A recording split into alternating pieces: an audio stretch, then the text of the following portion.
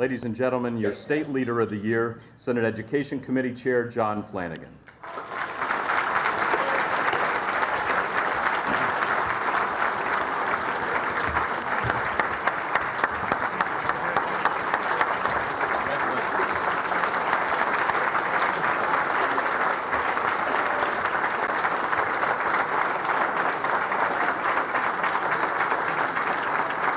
It's our pleasure, Senator, to present this State Leader of the Year to Senator John Flanagan for exemplary advocacy on behalf of public education.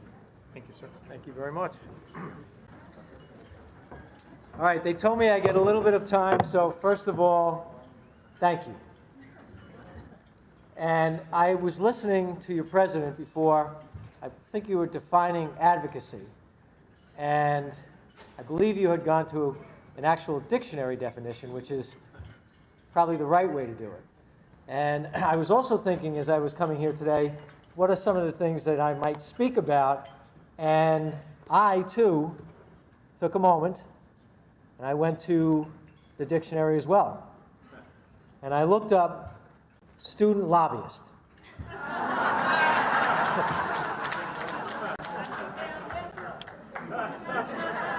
And there was a picture of all of you.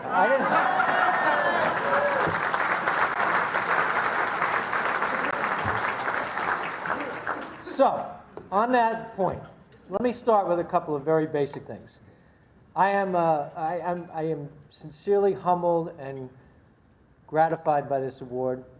And all kidding aside, I accept this award on behalf of all the student lobbyists that I work with across the state, and those include teachers, administrators, school board members, community members, PTA members, all the people who are in the trenches every single day, because without them, none of the good work that we try and do would get accomplished. So that's number one. Number two, I've had the opportunity to interact with a number of the people in this room, and if I am repetitive on certain basic things, I think that's important.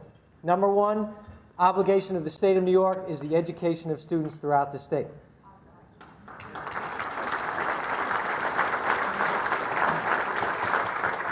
Number two, as I keep saying, the only way we can really demonstrate our commitment in the area of education is to make sure that we properly fund education. Number three, the endeavor that we're all involved in is a team sport, but I often refer to it as a contact sport. We all need to work together, and there can and sometimes should be some healthy friction, but the reality is that we are all in this together. And I don't believe we're 38th. We may not be first, but I know there's many, many good educational things happening across the state of New York, and I'll be selfish only for a moment. There were 16 Intel semifinalists from the communities that I represent in Suffolk County.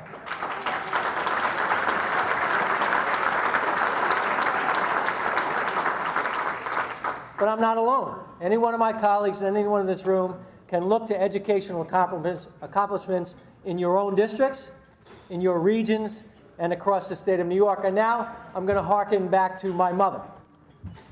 One of the things my mother had impressed upon me is that if you can't say something nice, then you probably shouldn't be saying anything at all. And we've all heard that in some way, shape, or form. So if we are going to have the dialogue, yes, are there things that we need to do better? Absolutely. But before we start tearing people down and tearing a system apart, let's start by focusing on the things that we're doing well. Where are we doing it right? How are we doing it right? Why are we doing it right? And we should be looking to mirror that and emulate that. If it works in one community, if it's good in a small rural district, why can't it be good in a small city school district? If it's good in a small city school district, why can't it be valuable in a suburban community like the one that I represent? So when we have this dialogue, I believe it is fundamentally and critically important to focus on raising the level of the dialogue, not demeaning the process, not demeaning the people in the process, and talk about the things that are going well. And yes, I understand that there are things that we need to change, that we need to do things differently. But as I have expressed to many of you, where things are going well and where the governor is advocating things that I believe are in the best interest of people across the state, I will stand up congratulate him, support him, and work with him. Where he is doing things or advocating things that are against the best interests of what I believe to be educational priorities in the state of New York, I have an obligation to stand up and say no, and to disagree and do so respectfully. There is absolutely nothing wrong with having strong opinions, and I try very, very hard to know what I'm talking about and to back up positions with facts.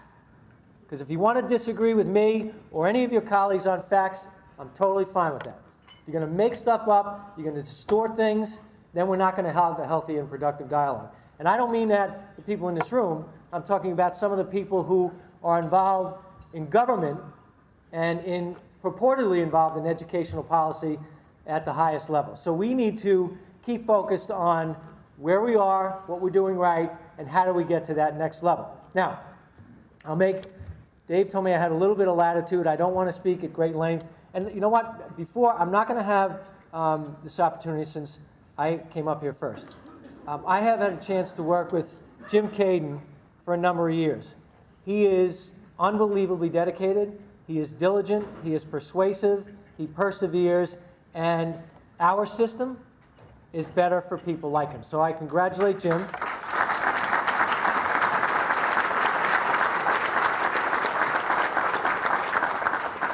And I have a new friend. I just met Anita. I came over, I wanted to congratulate her. She took my hand, shook my hand, and went right into legislative priorities. Not, hi, how are you? How was your trip? You know, we have to talk to you about a BOCES project. We have a problem and we need your help. So, your passion over a long period of time, again, is something that is to be lauded and congratulated. So, congratulations.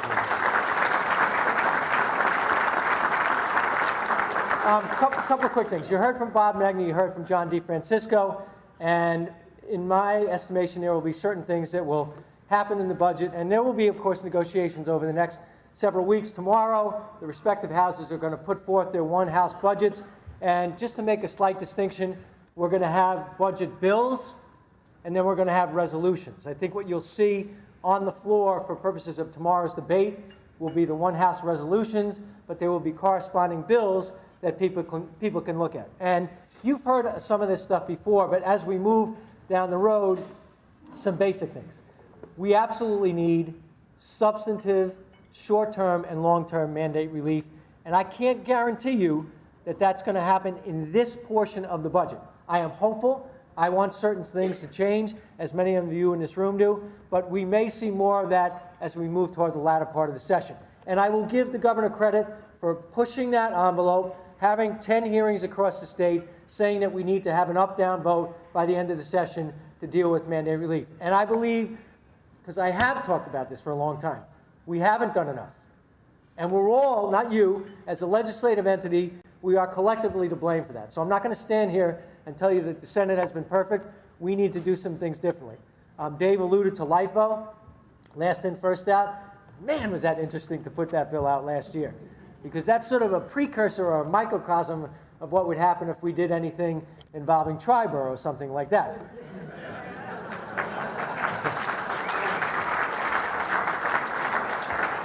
This will show you why we have to be able to, number one, laugh, right? Keep a good sense of humor, but you try and go back to your communities.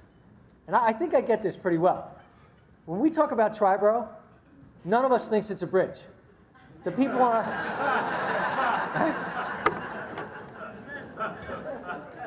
when we say 4201, 4410, 853, we're not calling signals at a football game. We're talking about schools. So our language and our jargon up here, we have to sometimes take that proverbial step back and figure out how do we translate that out to the moms and dads in the communities and, of course, to the children as well. The $250 million in competitive grants, $50 million of that, I believe, will stay in place based on a commitment made last year. The other $200 million will not go into competitive grants. That money will be divvied up. The battle, of course, is going to be, or how are we going to distribute that? What are we going to do for low wealth, high need rurals? What are we going to do for small cities? What are we going to do for average needs districts, who last year, in many respects, took it in a very broad way on the chin, a lot more than many other communities? That's our challenge. How do you figure out how to get there?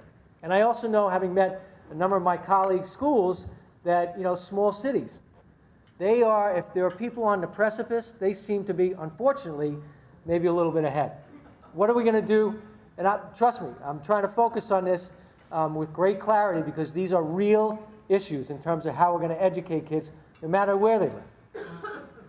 The balance of the budget, I think you really want to know, where the money looks like it's going to go. We will have, I think, some potentially contentious debate about the implementation of teacher evaluations because, with all due respect to everybody who's been involved in this process, I don't believe that that deal is done until we see it in a bill and it gets voted on the floor. I'm not suggesting that it's going to fall apart, but there's a lot of moving pieces on that table, and one simple one that's going to get debated, even if it's done internally, is the whole question of teacher data. Now that we have the issue with the City of New York and the Court of Appeals decision, there's going to be a lot of pressure to release that kind of information to the public. We will have a debate as to the value of that or not, but there's an extraordinary sensitivity to an issue like that. Does that mean dollars and cents? No. Does it have a lot to do with educational policy in many respects? I believe it does. A couple of the things that we are advocating in our one-house budget, and I hope some of these, well, I hope all of them happen, frankly, but just a simple thing. I was at Senator Larkin's district on Friday, and we were talking about the cost factors of APPR. Maybe I should just tell a joke instead. Wait, I just did. All right. We are actually, after having a discussion with his folks and listening to a lot of people, one of the things we're trying to do is make the costs associated with that aidable.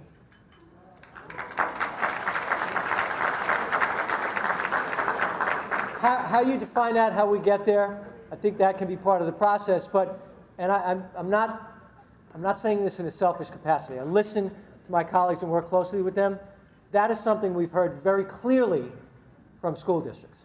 And I've spoken to a number of you about one other thing, and then I'll basically leave it at this. One of the constant complaints I've heard about is the lack of appropriate students or children enrolled in the free and reduced lunch program. A lot of districts say, we're at 30%, but in reality, we're at 45, 48. We just can't get the kids to enroll. So under present law, if you are receiving public assistance, you have a child that's in the school system, they are automatically eligible. We want to change that to say that if you are receiving public assistance and you have children in a public school, that they will automatically be enrolled. So those are just a couple of the examples that we're trying to look at. How can we change transportation? So there's maybe a cost savings associated with that. How can we enhance the BOCES model? We'll all talk about consolidation and all these different things. In my humble opinion, we should be taking the BOCES model, and maybe I'm oversimplifying it, but all the people in this room will understand, if we raise that reimbursement 10%, I think financial incentives are really the way to go. Because we don't want to be in a situation where we come to you and say, District A, you merge with District B. That would be inappropriate on so many different levels. But if we can find ways to, in essence, provide the financial incentives, and then you will find a way to work with each other more closely, that can be a big issue. I'll close on this. I am grateful to be working in the job that I have, and I take it very seriously because I tell people, I am not important, but the work that I do is important along with my colleagues, and we need to work together. And if you keep hearing that, I hope it resonates with everybody and beyond the borders of this room, because at the end of the day, I have 3 children, Ashley, Sean, and Jake. They are all products of the public school system in Northport and Suffolk County. My youngest is going to be graduating this year, and I want, whether it's special education or quote-unquote mainstream education, what my children receive is what I want for every kid in every community in the state of New York. Thank you.